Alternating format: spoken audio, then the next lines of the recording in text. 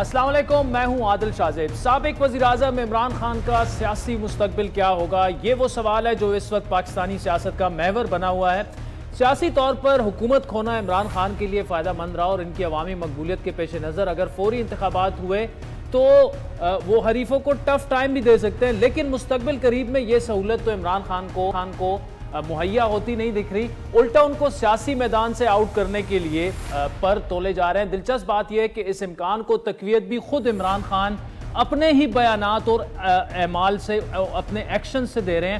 ممنوعہ funding case, توشہ خانہ reference, اداروں سے ٹکراؤ کی روش اور پھر توہین عدالت پر مبنی بیانات نے عمران خان کے سیاسی مستقبل کو ان پر ایک سوالیہ نشان کھڑا کر دیا۔ آج بھی ان کے خلاف توہین عدالت کی باضابطہ کارروائی کا آغاز ہو چکا ہے، جس کے نتائج سنگین ہونے کا اندیشہ ہے۔ خاتون جج زیبا چودھری کو بالکل سٹریٹ اوے جو ان کی باتوں سے لگا دھمکا رہے تھے، اس پر اسلام آباد ہائی کورٹ کے جسٹس محسن اختر کیانی، جسٹس میاں گل حسن اور جسٹس بابر ستار پر مشتمل بینچ نے عمران خان کو شوکاز نوٹس جاری کرتے ہوئے ذاتی حیثیت میں 31 اگست بدھ کو طلب کر لیا ہے۔ لیکن اب سے کچھ دیر پہلے اس متعلق عدالت نے انتہائی اہم تحریری حکم نامہ بھی جاری کیا جو واضح طور پر عمران خان کے لیے خطرے کی گھنٹیاں بجا رہا ہے۔ تحریری حکم نامے میں یہ کہا گیا ہے کہ بادی النظر میں عمران خان کا جج سے متعلق توہین آمیز بیان جو ہے وہ انصاف کی راہ میں رکاوٹ ڈالنے، عوام کا عدلیہ پر اعتماد ختم کرنے کی کوشش ہے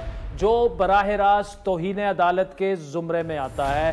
بڑا اہم یہ آرڈر ہے اسلام آباد ہائی کورٹ کا۔ مزید اس میں یہ کہنا تھا کہ عمران خان کا جج کو دھمکی دینے کے بیان کا مقصد عوام کی نظر میں عدلیہ کے وقار اور ساکھ کو مجروح کرنا ہے۔ یہ دیکھتے ہوئے عدالت ضروری سمجھتی ہے کہ توہین عدالت آرڈیننس کی شق 17 کے تحت عمران خان کو نوٹس جاری کیا جائے اور 31 اگست کو وہ عدالت کے روبرو پیش ہو کر یہ بتائیں کہ کیوں نہ ان کے خلاف توہین عدالت کی کارروائی شروع کی جائے۔ اس حکم نامے میں مزید یہ کہا گیا ہے کہ عدالت یہ بھی ضروری سمجھتی ہے کہ ان مخصوص حالات میں اٹارنی جنرل عدالت کی رہنمائی کریں، خاص طور پر جب پورا عدالتی نظام جو کہ ریاست کا ایک ستون ہے اس کے وقار کو داؤ پر لگا دیا گیا ہے۔ ساتھ ہی اسلام آباد ہائی کورٹ نے 3 سے زائد ججز پر مشتمل لارجر بینچ تشکیل دینے کے معاملہ جو ہے وہ چیف جسٹس کو بھجوا دیا۔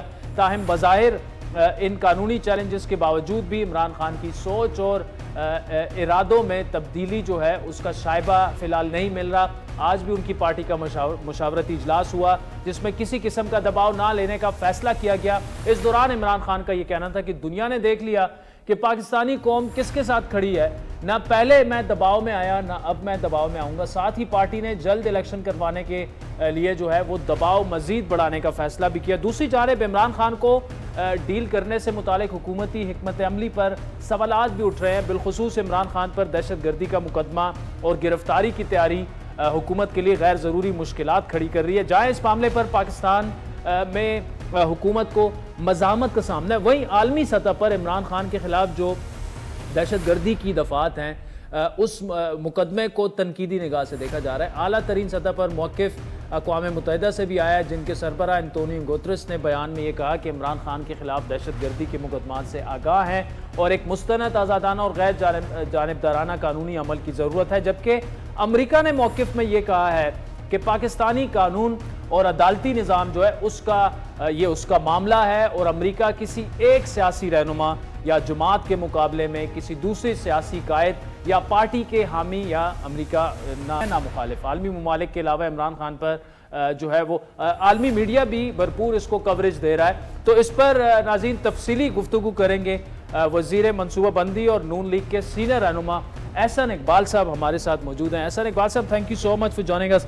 بات تو ہم نے کرنی تھی فلڈ سپیس سیلاب پہ، اس پہ بھی آپ سے تفصیلی گفتگو کریں گے، لیکن یہ جو آرڈر آ چکا ہے اس میں تو لگ رہا ہے کہ عمران خان صاحب اب مشکل میں ہیں، اور انلیس کہ ہو سکتا ہے اگر وہ غیر مشروط معافی مانگ لے اور عدالت کی ثوابدید ہے ان کو پھر معاف کرنا۔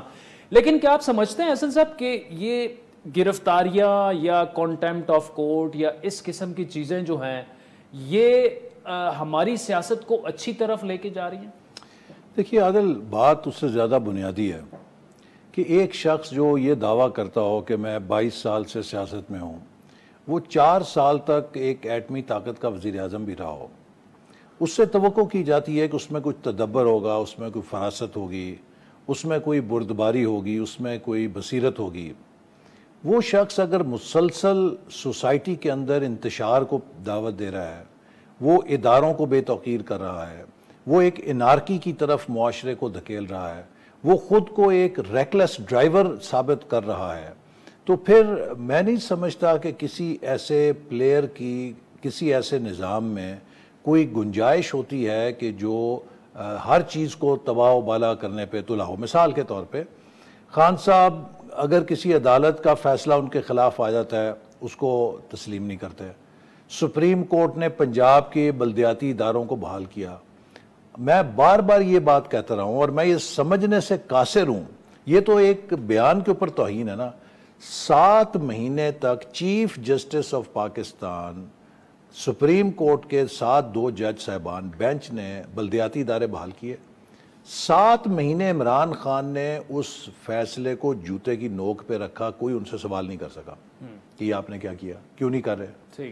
حد یہ ہے کہ وہ کنٹیمپٹ کی پروسیڈنگ لگی، وہ بھی مؤخر ہو گئی۔ نہیں کہ ہمیں تو یہ سمجھ نہیں آ رہی کہ کیا اس شخص نے کون سی سلیمانی ٹوپی پہنی ہوئی ہے کہ کوئی قانون اس کو پوچھ نہیں سکتا۔ ہم لوگوں نے تو جھوٹے مقدموں میں قیدیں کاٹی ہیں۔ دیکھیے ہمارا جسمانی ریمانڈ جو ہے کبھی 13 دن سے 14 دن سے کم نہیں ہوتا تھا، ان کے تو 2 دن کے جسمانی ریمانڈ ہوتے ہیں، اس پہ ان کی چیخیں نکل جاتی ہیں۔ ان کو ہفتے کے اندر 2 دن کے اندر ضمانتیں مل جاتی ہیں۔ ہماری تو ضمانتوں کی پیشیاں ہی نکلتی تھی مہینوں کے بعد، کوئی سال گزارا، کسی نے 1.5 سال گزارا، کسی نے 6 مہینے گزارے اور پھر اب باہر نکلے۔ لیکن ہم نے تو کبھی رونا دھونا نہیں کیا۔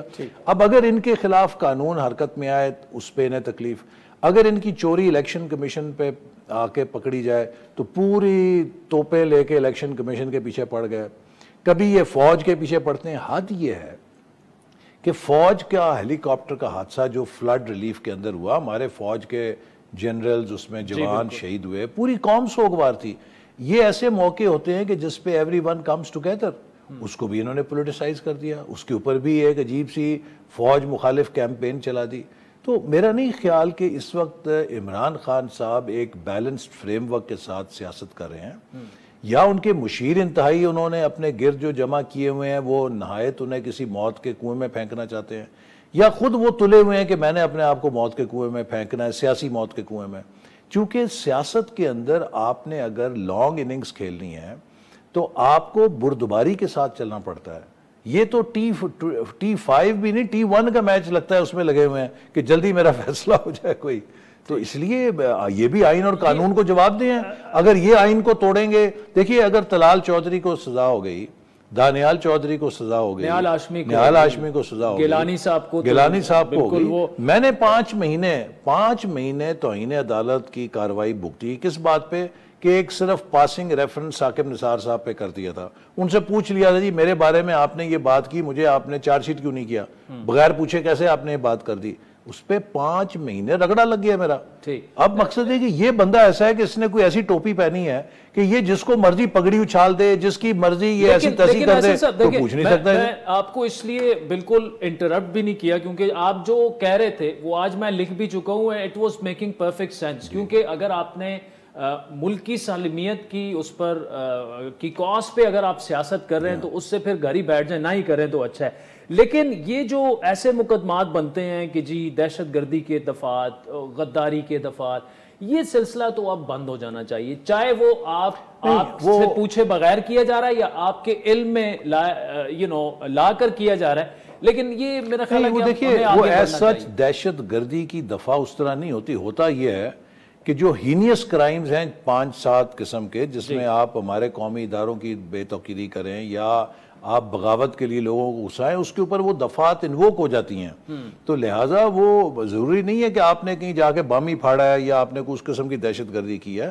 وہ جو قانون ہے اس کی ڈیفینیشن میں یہ بھی ہے کہ اگر آپ لوگوں کو ابھار رہے ہیں انارکی کے لیے، آپ اداروں کے خلاف اس طرح ان کو اوپنلی بغاوت پہ اکسا رہے ہیں، تو یہ سب بھی اس قانون کی زمرے میں آتے ہیں جو ایک انتہائی کسی جرم کے زمرے میں آتا ہے۔ یہ سیاسی دہشت گردی ہے، یہ دوسری دہشت گردی آپ اس کو نہ سمجھیں نا۔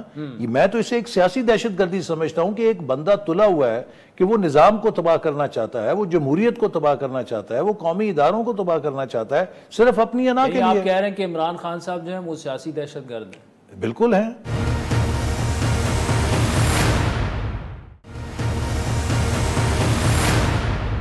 مجھے احسن صاحب یہ بتائیں کہ آپ کیا سمجھتے ہیں اور اندر حکومت کی اتحادی جماعتیں کیا سمجھتی ہیں کہ کیا عمران خان کی گرفتاری سے معاملات سنبھل جائیں گے یا عدم استحکام بڑھے گا؟ دیکھیے، عمران خان صاحب کی گرفتاری نہ گرفتاری کا سوال نہیں ہے.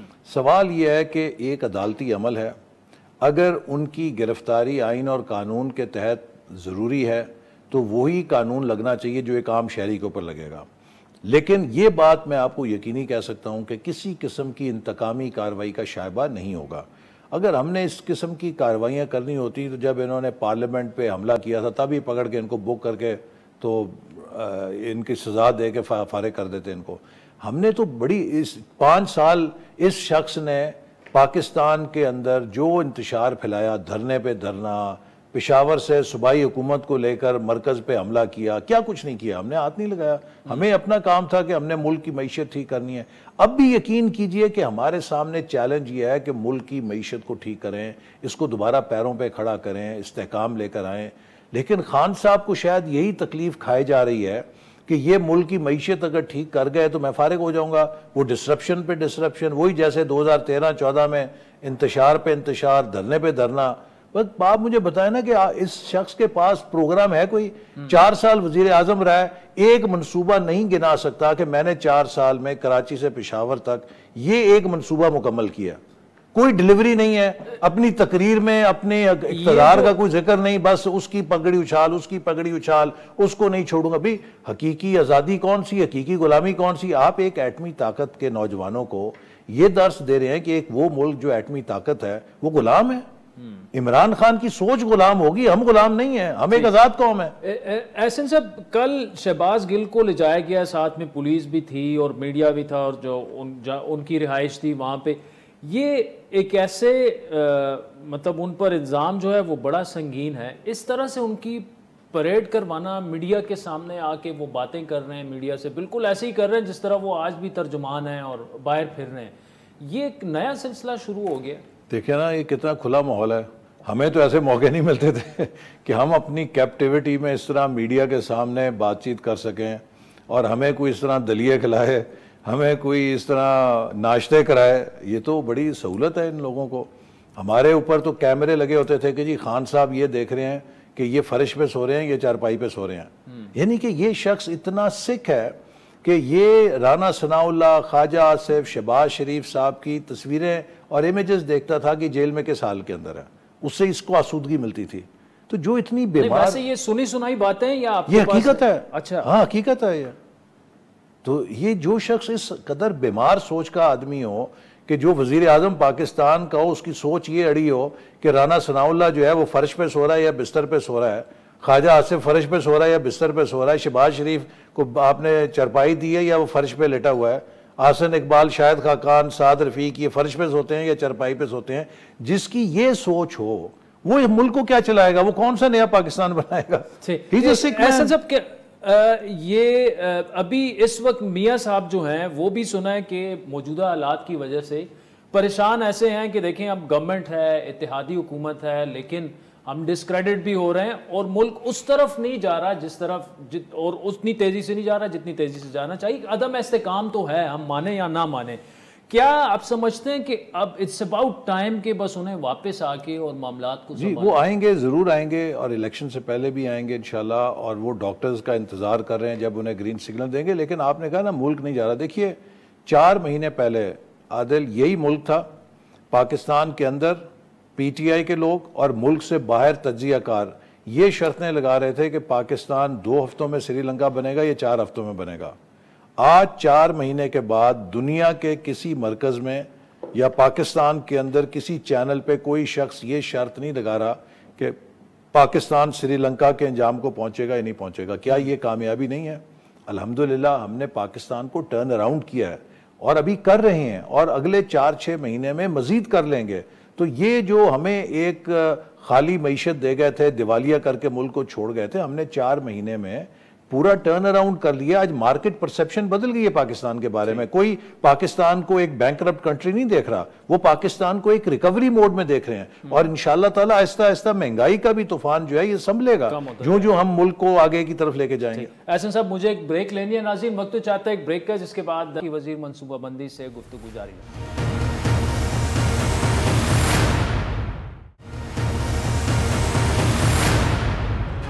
ویلکم بیک ناظرین. پاکستان میں مونسون کی بارشوں سے پیدا ہونے والی تباہ کن سیلابی صورتحال نے بڑے پیمانے پر تباہی مچا دی, اور ان بارشوں اور سیلابوں سے اب تک 800 سے زیادہ افراد جاں بحق ہو چکے ہیں, 1500 سے زیادہ زخمی ہو چکے ہیں. ویسے تو اس صورتحال سے آزاد کشمیر ہو, گلگت بلتستان, سندھ, پنجاب, بلوچستان اور کے پی سمیت پورا پاکستان ہی متاثر ہے, لیکن NDMA کے مطابق 22 اگست سے سب سے زیادہ ہلاکتیں سندھ میں ہوئی ہیں, جہاں اب تک 231 سے زیادہ افراد جان سے ہاتھ دھو چکے ہیں, جبکہ بلوچستان میں یہ تعداد 225, پختونخوا میں 166, پنجاب میں 151, گلگت بلتستان میں 9 اور کشمیر میں 37 لوگ جو ہیں وہ سیلاب کی نظر ہو چکے ہیں. بارشوں اور سیلاب سے ہونے والی اس تباہی سے تقریباً 23 لاکھ افراد جو ہیں وہ صرف گزشتہ روز کی اگر بات ہو متاثر ہوئے, جن کے بڑھنے کا خدشہ بھی موجود ہے. اس تباہ کن اور مشکل صورتحال کا سامنا کرنے والے متاثرین کا شکوہ یہ ہے کہ اب تک جس انداز میں انہیں مدد فراہم کی جانی چاہیے تھی وہ نہیں کی گئی. پیپلز پارٹی کے چیئرمین بلاول بھٹو نے آج سندھ میں سیلاب زدہ علاقوں کے دورہ کیا اور اس دوران اعتراف بھی کیا کہ مدد میں مشکلات کا سامنا ہے. ساتھ میں انہوں نے عوام اور میڈیا سے بھی اپیل کی کہ متاثرین کی مدد کے ساتھ جو ہے وہ سیلاب زدگان کو میڈیا بھی جو ہے اپنی خبروں میں وہ سب سے آگے رکھے کہ بینظیر انکم سپورٹ پروگرام کے تھرو وہ امداد پہنچے گا. وہ بھی انفارچونیٹلی اتنا نقصان ہوا ہے, ٹائم لگ رہا ہے. میں آپ سب سے درخواست کرتا ہوں کہ آپ سب مل کے ہمیں مدد کریں. میں پورا پاکستان سے اپیل کرتا ہوں. انشاءاللہ تعالی ہم بھی کوشش کریں گے کہ جہاں جہاں ہم پہنچ سکتے ہیں مدد پہنچا سکتے ہیں, اویئرنیس پہنچا سکتے ہیں. سب سے بڑھ کر ہم یہی ریکویسٹ کرتے ہیں اپنے میڈیا مالکان سے, میڈیا چینل سے, ماضی میں جب بھی سیلاب آیا ہے, جب بھی ایسے نیچرل ڈیزاسٹر ہوا ہے تو سب سے زیادہ فوکس وہی رہا ہے ہمارا میڈیا میں. اور اس بار پھر ہمارا یہی ریکویسٹ ہے کہ باقی تماشے تو سیاسی چلتے رہیں گے, آپ کا سب سے نمبر 1 پرائیورٹی اس وقت ہمارے سیلاب کے متاثرین ہونے چاہیے, ان کے ہمارا مدد کی ضرورت ہے. وزیراعظم شہباز شریف نے بھی امداد کی اپیل کرتے ہوئے کہا کہ سیلاب متاثرین کی مدد اور بحالی کے لیے 80 ارب روپے چاہیے. ایک پیغام میں انہوں نے یہ کہا کہ قربانی اور اثار کا جو جذبہ قوم اور اداروں نے 2005-10 کے زلزلے اور سیلاب کے موقع پر دکھایا, آج بھی وہی جذبہ چاہیے. متاثرین تو امداد نہ ملنے اور نظر انداز کیے جانے کی شکایتیں کر رہے ہیں, لیکن NDMA کا کہنا ہے کہ 116 اضلاع میں 2 لاکھ سے زیادہ افراد جو ہیں وہ متاثر ہوئے. تقریباً 22,79,571 لوگوں کو ریسکیو کیا گیا, جبکہ 56,000 لوگ جو ہیں ان سے 56,000 سے زیادہ لوگوں کو ریلیف کیمپ اس وقت منتقل کیا گیا, جن کو ہر ممکن مدد بھی پہنچائی جا رہی ہے. ان تمام مسائل اور مشکلات کے کا جو بات مزید سنگین بنا رہی ہے وہ مزید بارشوں کی پیشن گوئی ہے. محکمہ موسمیات کے مطابق بارشوں کا سلسلہ آنے والے دنوں میں جاری رہے گا, لیکن اس سنگین صورتحال میں المیہ یہ ہے کہ ملکی میڈیا, جس میں ہم بھی شامل ہیں, میں خود بھی شامل ہوں, اس تباہی کی طرف کوئی خاص توجہ نہیں دے رہا. اس وقت مجھ سمیت زیادہ تر صحافیوں کے لیے اہم سوال یہ بنا ہوا ہے کہ ڈاکٹر شہباز گل نے جیل میں کیا کھایا, کیا پیا, عمران خان اگلی دھمکی کس کو دیں گے. سیلاب زدگان کی بدحالی دکھانے سے ظاہری بات ہے ریٹنگز نہیں آئیں گی, نہ ہی چٹپٹی ہیڈ لائنز نکل پائیں گی, لیکن سیلابی ریلوں میں تیرتی ہوئی جو لاشیں ہیں اس پر کب تک ہم خاموش رہیں گے. وزیراعظم شہباز شریف نے سنگین صورتحال پر گزشتہ روز جو ہے وہ کئی گھنٹے طویل اجلاس منعقد کیا, جس میں سندھ اور بلوچستان کے وزرائے اعلیٰ بھی شامل تھے. اسی پر مزید گفتگو کریں گے. احسن اقبال صاحب ہمارے ساتھ موجود ہیں. احسن صاحب, ایک سنگین معاملہ ہے, میں تو رسپانسبلٹی اس کی قبول کرتا ہوں کہ جتنا ہمیں اٹھانا چاہیے تھا, آدھا ملک آلموسٹ ہمارا ڈوب چکا ہے, لیکن ایسا لگ رہا ہے کہ حکومت بھی سوئی رہی, انہیں بھی سیاست کی. دیکھیے حکومت اس پہ چوکس ہے, بلکہ ہم تو میڈیا سے بار بار درخواست کرتے رہے ہیں کہ عمران خان صاحب کے جلسے دکھانے کی بجائے جو اس وقت سندھ اور بلوچستان میں لوگوں کی حالت ہے وہ اجاگر کریں, تاکہ زیادہ سے زیادہ جذبہ پیدا ہو لوگوں میں ان کی مدد کرنے کا. دیکھیے یہ اتنی بڑی اس سکیل کی تباہی ہے کہ دنیا میں کسی بھی ملک کے اندر اس طرح کی ہو تو اس کے حکومت کے وسائل کافی نہیں ہو سکتے اس کو پورا کرنے کے لیے. جو انتظامی مشین ہے وہ اتنی نہیں ہے کہ وہ اتنے بڑے پیمانے کے اوپر ہر جگہ پہنچ سکے. یہ ایک بہت بڑی غیر معمولی آفت ہے. اس کی آپ مثال اس سے لیجئے کہ سندھ کے اندر پچھلے 30 سال کی جو اوسط ہے اس سے 400 گنا زیادہ بارش ہوئی ہے, اور جو بلوچستان ہے اس میں تقریباً 370% سے زیادہ بارش ہوئی ہے. اور یہ وہ علاقے ہیں کہ جہاں پہ بہت کم بارش ہوتی ہے, تو لہٰذا ان کا انفراسٹرکچر, ان کا رہن سہن کم بارش کے اوپر استوار ہے یا آرگنائزڈ ہے. تو جب اتنے بڑے ریلے آئیں گے تو وہ سارے کی ساری بستیوں کو جو کچے مکانوں پر تھیں یا اس کا انفراسٹرکچر اتنے بڑے اس کے لہر کے لیے یا سیلاب کے لیے تیار نہیں تھا, بہا کے لے گیا. تو یہ ایک بہت بڑی افتاد ہے. سندھ اندرون جو ہے تقریباً سارا اس وقت کھلی آسمان کے نیچے پڑا ہے. بلوچستان کے اندر جو علاقے ہیں وہ کھلے آسمان کے نیچے ہیں. گورنمنٹ کر رہی کیا ہے؟ دیکھیے اس وقت ہم وفاقی حکومت جو ہے وہ صوبائی حکومتوں کے پیچھے کھڑی ہے, چونکہ اس میں بنیادی طور پہ پی ڈی ایم اے اور صوبائی حکومتوں کا کام ہوتا ہے. وفاقی حکومت نے این ڈی ایم اے کے ذریعے ان صوبائی حکومتوں کو ٹینٹس فراہم کر رہے ہیں, ہم خوراک فراہم کر رہے ہیں, اور اس کے ساتھ ساتھ جو بین الاقوامی برادری ہے اس کو موبلائز کر رہے ہیں. پرائم منسٹر نے جہاں جہاں انسانی جانوں کا نقصان ہوا 10 لاکھ کی کمپنسیشن کی جو 80% لوگوں کو دے دی گئی ہے. اسی طرح جو لوگ بارش اور طوفان سے علاقے متاثر ہوئے, وہاں کے جو گھرانے غریب ہیں جو بسپ کے اندر ہیں, ان کو 25,000 کا ہنگامی ریلیف دیا گیا ہے تاکہ وہ اپنے ضرورت کی چیزیں لے سکیں. اور یہ تقریباً 11 ارب روپیہ سے زیادہ حکومت خرچ کر چکی ہے, اور تقریباً یہ 35 ارب کا پیکیج ہے. لیکن اب جو تخمینہ آ رہا ہے اس میں تقریباً ہمیں 100 ارب سے زیادہ بیسٹ پروگرام کے ذریعے ڈسٹریبیوٹ کرنا پڑے گا, چونکہ جو ایک محتاط اندازہ ہے 55 lakh house holds have been affected, جو پور ہاؤس ہولڈز ہیں, اور 3 کروڑ سے زیادہ جو آبادی ہے وہ ڈسپلیس ہوئی ہے اس وقت. اور ہمیں تقریباً 1 ملین سے زیادہ اس وقت ٹینٹس چاہیے. ہمارے پاس جو اپنے سٹاکس تھے این ڈی ایم اے کے وہ ہم نے سارے ڈسپیچ کر دیے ہیں. اب تقریباً 50,000 اور پریکیور کر رہے ہیں. اسی طرح مزید بھی جو فل کیپیسٹی ہے ہم ملک کے اندر سے ٹینٹس کی وہ لے رہے ہیں.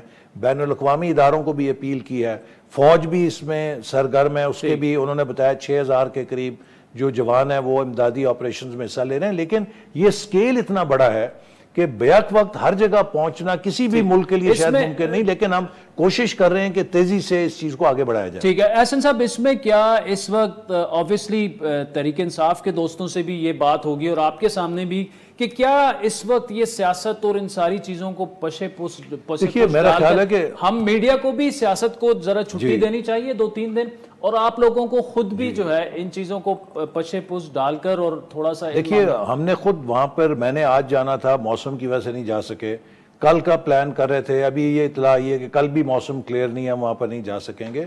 ہم خود بھی وہاں جا کر وزٹ کرنا چاہتے ہیں, دیکھنا چاہتے ہیں, اور میں میڈیا کو بھی کہوں گا کہ لوگوں کو وہاں کے حالات دکھا کے ان میں جذبہ پیدا کرے.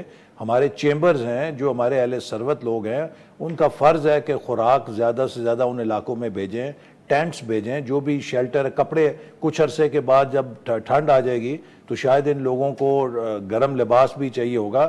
یہ سب چیزیں ہمیں, جہاں ہم انٹرنیشنل کمیونٹی سے مانگ رہے ہیں, سب سے پہلے ہمارا فرض ہے کہ ہم سب بڑھ چڑھ کر اس میں حصہ لیں. اور سیاست بعد کی بات ہے, پہلے یہ غریب لوگ جو کھلے آسمان کے نیچے پڑے ہیں بچوں کے ساتھ اور بلک رہے ہیں, ان کے اوپر چھت فراہم کرنا, ان کو خوراک دینا, ان کی ٹیک کیئر کرنا, یہ ہماری قومی ذمہ داری ہے. اور خاص طور پہ میں کہوں گا کہ بلوچستان کے حوالے سے یہ ہمارا فرض ہے کہ ہم ان کو یہ احساس دیں کہ پوری قوم ان کی پشت کے اوپر کھڑی ہے. ٹھیک, چلے احسن اقبال صاحب, thank you so much for joining us. ناظرین وقت تو چاہتا ہے ایک بریک کے بعد آپ سے دوبارہ ملاقات ہوگی, لیکن جاتے ہوئے جو احسن اقبال صاحب نے بھی اس پہ اگری کیا, اور ضرورت اس وقت اس بات کی ہے کہ سیاست کو پسے پش ڈال کر ہم صحافیوں کو بھی یہ سوچنا چاہیے, سیاستدانوں کو بھی یہ سوچنا چاہیے, کیونکہ ایک بہت بڑا ایک ایمرجنسی جو ہے وہ ایسے ڈیولپ ہو رہی ہے, اور ہمیں اندازہ بھی نہیں ہے کہ آدھے سے زیادہ ملک جو ہے تقریباً وہ ہمارا اس وقت ڈوب چکا ہے. تو بریک کے بعد آپ سے دوبارہ ملتے ہیں. ویلکم بیک ناظرین. تحریک انصاف کے سینئر رہنما شہریار افریدی صاحب ہمارے ساتھ موجود ہیں. بریک سے پہلے ناظرین آپ نے سنا احسن اقبال صاحب کی تفصیلی گفتگو, خصوصاً خان صاحب کے خلاف جو کیسز بن رہے ہیں یا ان کو جو گرفتار کرنے کی اگر حکومت کوشش کر رہی ہے, شہباز گل صاحب جیسے معاملات ہیں, اور پھر آبویسلی جو تقریباً آدھے سے زیادہ ملک ہمارا اس وقت ڈوب چکا ہے سیلاب میں اور اس جانب زیادہ توجہ نہیں دی جا رہی. تو اسی پر گفتگو کو آگے بڑھائیں گے. شہریار افریدی صاحب, thank you so much for joining us. ایک ابھی اسلام آباد ہائی کورٹ کا تحریری حکم نامہ ہے جس میں جو خان صاحب پر الزامات تھے توہین عدالت کے, جج صاحبہ کے بارے میں جو ریمارکس تھے, تو وہ بڑی ایک ڈیمنگ سا حکم ہے. اب اس میں یا تو یہ عدالت کا ثواب دید ہے عدالت کی کہ اگر تو خان صاحب غیر مشروط معافی مانگ لیتے ہیں کہ جی ٹھیک ہے الفاظ کی چناؤ میں غلطی ہو گئی پورا سارا, لیکن یہ کیس بڑا سیریس لگ رہا ہے جو آرڈر ہے. بسم اللہ الرحمن الرحیم. سب سے پہلے آپ کا شکریہ, آپ کو حج مبارک ہو اور اللہ آپ کا حج قبول کرے بمائے سب کے. دیکھیے جی پیارے بھائی عادل صاحب, سب سے امپورٹنٹ چیز کیا ہے, وہ جملے کیا تھے جو خان صاحب نے کہے تھے. انہوں نے آئی جی صاحب, ڈی آئی جی صاحب اور جج صاحبہ کہ ہم آپ کو عدالت میں لے کے جائیں گے. نمبر 1. نمبر 2, آپ ذرا اٹھائیں نا, سپریم کورٹ پہ حملہ کس نے کیا؟ جسٹس سجاد علی شاہ, ثاقب نثار, جسٹس آصف سعید کھوسا, جسٹس اعجاز الحسن صاحب, لسٹ بہت بڑی ہے. رفیق تارڑ صاحب نے کیا کیا, اور جسٹس قیوم کی کلاسک ایگزامپل ہے. میں اس کو جسٹیفائی نہیں کر رہا. عدالت کے میٹرز, اسی لیے rule of law, supremacy of law کی بات خان صاحب کرتے ہیں. آج ہماری لیگل ٹیم حاضر ہوئی, 31 کو بلایا ہے جی, اور پراپر لیگل اپروچ کے ساتھ ہم آگے اپنے عدالت میں جو بھی ہماری پلی ہے خان صاحب کی وہ ہم لے کے جائیں گے. اب میرا سوال یہ ہے, جب ہم قانون کی بالادستی کی بات کریں, آئین کی, تو آج جو شہباز گل اگر ثابت ہوتا ہے کہ غلط کام ہے اور انہوں نے واقعی غداری کی ہے تو پھر پھانسی دے دیں. لیکن نواز شریف کیا کہتا رہا, سرونگ آرمی چیف کا, D G I S I کا نام لے کے ایک چینل پہ 1 گھنٹہ ڈی جی آئی ایس آئی کے بارے میں کیا چلتا رہا. زرداری صاحب نے کیا کہا؟ کیا زرداری صاحب نے یہ نہیں کہا تھا ممبئی اٹیکس کے بعد کہ ہم اپنا سرونگ ڈی جی آئی بھیجیں گے؟ پھر فضل الرحمان صاحب نے کیا کہا, خواجہ آصف نے کیا کہا, خواجہ سعد رفیق نے کیا کہا. ایک بہت بڑی لمبی لسٹ ہے. کیا یہ آسمان سے اترے ہوئے ہیں؟ کیا شہباز گل, ایک منٹ, شہباز گل عام گھر کا آدمی ہے.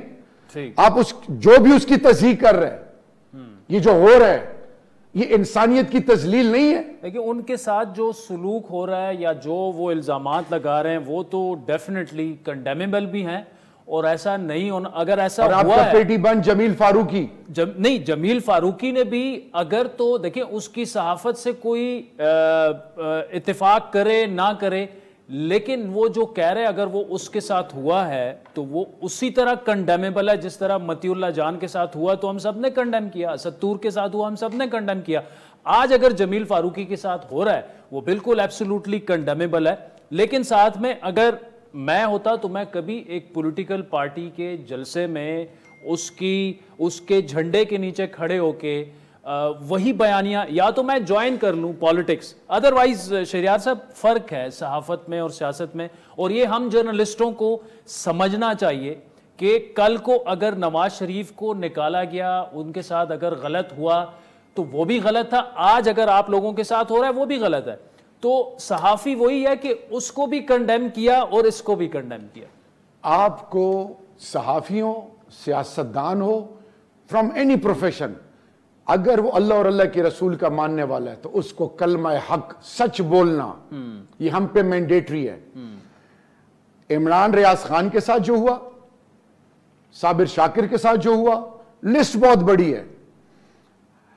ایک بندہ عدالت میں اپنی کمر دکھا رہا ہے, عدالت میں بتا رہے کہ میرے ساتھ 3rd ڈگری ٹارچر ہوا ہے. ایک بندہ کہتا ہے کہ میرے ساتھ زیادتی ہوئی ہے. وہی جمیل فاروقی صاحب نے. آپ کسی کو کسی بھی آئیڈیالوجی سے روک نہیں سکتے. اب بات آتی ہے, سپریم کورٹ نے کہا تھا نا سسیلین مافیا نواز شریف کے بارے میں, میں نے تو نہیں کہا تھا, गारंटर भाई बना ना ये मौजूदा घुसपैठिया प्राइम मिनिस्टर, जो 50 रुपए के स्टैम्प पेपर पे गारंटर बना था। आम आदमी के लिए अलग कानून, इनके लिए अलग कानून।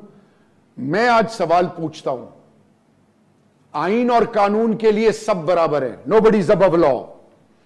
आज खान साहब के खिलाफ ये जो घेरा तंग किया जा रहा है, क्यों किया जा रहा है? नामूस रिसालत का अलम उठाने के लिए, इस्लामोफोबिया के हवाले से। दुनिया में खुददारी और गैरत के मेरी कौम आपके घर के आदिल एक मिनट जस्ट गिव मी इतना मुझे, आपके घर के बुजुर्गों के, आपके घर की इज्जत के फैसले मैं नहीं कर सकता, ना डॉन न्यूज़पेपर या मीडिया ग्रुप कर सकता है। आपके घर के फैसले आपके बुजुर्ग और आप करेंगे, मेरे मुल्क के फैसले अमेरिका कैसे करेगा? मुझे सिर्फ आपसे सिंपल सा सवाल ये पूछना है ना कि आप जो कह रहे हैं ये तरीके इंसाफ का एक नैरेटिव है, एक बयानिया है कि खान साहब के खिलाफ घेरा तंग किया जा रहा है, लेकिन खान साहब को क्या PMLN की हुकूमत या कोई और इदारा जाके ये कहता है कि आपने जलसे में खड़े होके जो है इस तरह एक खातून जज को खुली धमकियां देनी, उस पर अदालत ने नोट, अब इस्लामाबाद हाई कोर्ट तो PMLN नहीं है ना, तो ऐसी चीजें तो खान साहब को अपने कॉन्डक्ट से साबित भी करना चाहिए कि वो एक साबिक वजीर आज़म है। मुल्क का दर्द अगर उनके दिल में है तो वो ऐसी तकरीरें तो अपने जलसों में फिर ना करें कि जिससे एक नौजवान सोचे कि यार ये किस तरफ क्या करें हम। कल को अगर शहजाद साहब इसी खातून जज के साथ बाजार में किसी ने खुदा ना ख्वास्ता कोई हैरेसमेंट हो गई, कुछ हो गया, तो कौन जिम्मेदार होगा उसका? देखें जी, जब आपको अल्लाह ओहदा रुतबा इज्जत देता है तो रिस्पॉन्सिबिलिटी बढ़ जाती है।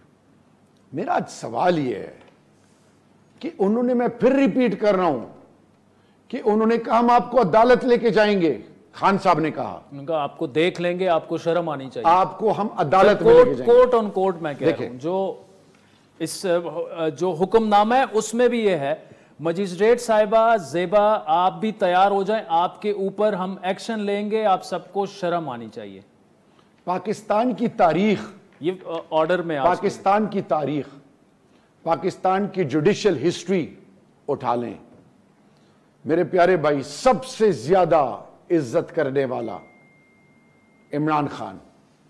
हमने हमेशा आईन की और कानून की अलमदारी पर जोर दिया।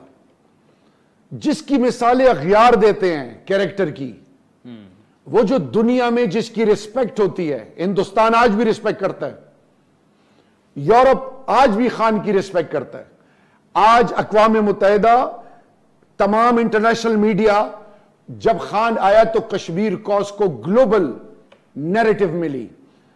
15 मार्च अक़वाम मुत्तहिदा सेलिब्रेट करेगा, क्यों रेजोल्यूशन, क्यों कि नामूस रिसालत कोई जुर्रत ना कर सके। देखें, किसी से मैंने सर्टिफिकेट नहीं लेने, अदालत की बात अदालत में होगी इंशाल्लाह। सही। मेरा जो लीडर है वो जब अल्लाह और अल्लाह के महबूब की नामूस और इज्जत के लिए इस्तेमाल होता है और इस मुल्क की खुददारी के लिए, वो कहते हैं मेरी जिंदगी से ज्यादा अहमियत अफवाज पाकिस्तान की है। इधर क्या किया जा रहा है? मंसूबे हो रहे हैं, प्लानिंग हो रही है फंसाने की। देखें, इधर से भी सुन ले और इधर से भी सुन ले, वो जो -1 एक चल रहा है, या जो कोई कह रहे हैं, इनके लिए इबरत है इंशाल्लाह। इमरान खान कराची में देख लिया, उससे पहले बाय इलेक्शन देखा। इनको महंगाई के बम पे बम गिला रहे हैं। 42% इन्फ्लेशन है पाकिस्तान की तारीख में सबसे ज्यादा। मुझे इन्होंने लोगों का जीना आराम कर दिया है। अच्छा, ये खुदा एक गद्दार बैठा है आपके आगे, आज मेरे पीछे आज फिर 17 लोगों के खिलाफ पर्चे कट गए। अच्छा, आपका नाम भी? हाँ, आपने मैं कभी आपको गद्दार ना समझता हूं, ना आप हैं, ना किसी और को समझता। क्योंकि मेरे वालिद साहब को तहरीक पाकिस्तान में जिन्ना साहब के साथ गोल्ड मेडल मिला था, क्योंकि मैं कंपनी का CEO था, मल्टीनेशनल का, सब कुछ छोड़ के आया। मैं बेस्ट पार्लियामेंटेरियन 2013 से 18 नून ने कहा डिक्लेयर हुआ। अल्लाह माफ करे, मैं मिनिस्टर ऑफ इंटीरियर 4 और पाकिस्तान के नेशनल सिक्योरिटी, न्यूक्लियर के बाद कश्मीर कॉज है UNGA में। आज हमें गद्दार कहा जा रहा है। हम लीगल लाइफ फाइट्स करेंगे, लेकिन इनको शर्म आनी चाहिए। ठीक, एक मिनट, इनको शर्म इसलिए आने चाहिए कि ये पोलराइजेशन कर रहे हैं। और वो लोग जो मेरी फौज के बारे में जो कहते थे, आज वो इंटीरियर मिनिस्टर, वो हीरोइन जो 15 किलो رانا ثناءاللہ. اچھا آپ ابھی بھی اس پہ قائم ہیں؟ اس نے خود کہہ دیا ہے کہ میرے خلاف شہریار نے کیس نہیں بنایا تھا, میجر جنرل نے بنایا تھا, ANF. تو آپ نے میجر جنرل کے کہنے پہ بنایا تھا. دیکھیں میری بات سنیں, کیونکہ شہریار صاحب حلف تو آپ اٹھا رہے تھے نا, جان اللہ کو دینی ہے. عادل FIR کس نے کی, اریسٹ کس نے کیا, کیس عدالتوں میں کون پرسو کر رہا ہے؟ Army dominated institution major general آ کے مجھے بریگیڈیئر سمیت ثبوت دے رہے ہیں, وہی آگے لیگل. میں وہ ثبوت لیک کر سکتا تھا, لیکن میں نے اوتھ لیا تھا کہ میں سچ بولوں گا اور میں ہر چیز اپنے ساتھ سینے میں رکھوں گا. ان پہ ثابت کچھ نہیں ہوا, سچ آپ نے کیسے اللہ پاک آپ کو عزت دے. پاناما کا فیصلہ کس نے کیا تھا؟ عدالت نے نا. ابھی ہائی کورٹ فیصلہ کرے گی نا کہ عمران خان نے کیا کیا. میں آج آپ سے سوال پوچھتا ہوں, کیا یہ ٹاک شوز میں ڈیسائیڈ ہوگا؟ 17ویں دن CNS لاء کے تحت ثبوت جمع کرنے ہیں, 18ویں دن ٹرائل شروع ہونا ہے. رانا ثناءاللہ کا ٹرائل کیوں نہیں شروع ہو رہا؟ نمبر 1. نمبر 2, میں آج شہریار صاحب آپ اپنی گورنمنٹ میں نہیں شروع کروا پائے. ایک منٹ, جوڈیشل ریفارمز کی ہم کیا بات کر رہے ہیں؟ عمران خان جب پرائم منسٹر نہیں تھا, نواز شریف جیل میں تھا. عمران خان وزیر اعظم بنا, وہ جناب چلا گیا انگلستان. آج میں آپ سے سوال پوچھ رہا ہوں, رب کا واسطہ ہے ایک چیز کو انڈرسٹینڈ کریں.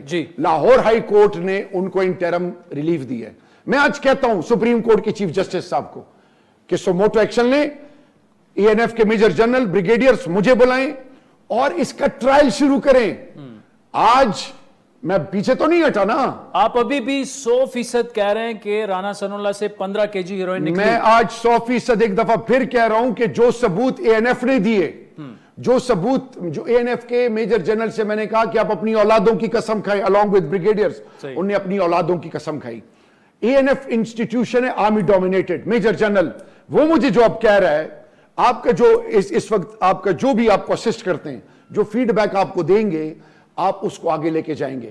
میں نے عدالت میں مجھے بلائیں, میں سب کو سامنے بٹھاؤں گا ان کے, اور تاکہ دودھ کا دودھ پانی کا پانی. اور اللہ الحق ہے, وہ جو میں کہتا نا اللہ کو جان دینی ہے, آج ثابت ہو گیا. میں آپ کو رؤوف کلاسرا صاحب نے ان کا انٹرویو کیا, یہ میں آپ کو دوں گا جس میں رانا ثناءاللہ خود کیا کہہ رہے ہیں. لیکن عادل شاہ زیب میرے بھائی, nobody is above law. قوم کی بیٹیوں میں کے منہ میں گولیاں ماری گئی ہیں, ٹھیک ہے, جنہوں نے 25 مئی کو کیا ہے. شہریار صاحب یہ جو آپ نے ابھی کہا نا, کل رانا ثناءاللہ سے ہم تفصیلی انٹرویو کریں گے اور میں پہلا سوال ان سے یہی کروں گا. اور آپ نے اس کے لیے رؤوف کلاسلا والی میں وہ بھی دیکھ لوں, یہ دیکھنا ہے, اور کلمہ حق اور مجھ پر فرض ہے. شہریار افریدی صاحب ادھر سپورٹ کرنا نہیں, کلمہ حق. ناظرین آج کے پروگرام پر آپ کے فیڈ بیک کے منتظر رہیں گے. ہمارا ٹویٹر ہینڈل ہے @AdilShahZeb. مجھے میری ٹیم سمیت اجازت دیجیے, خدا حافظ.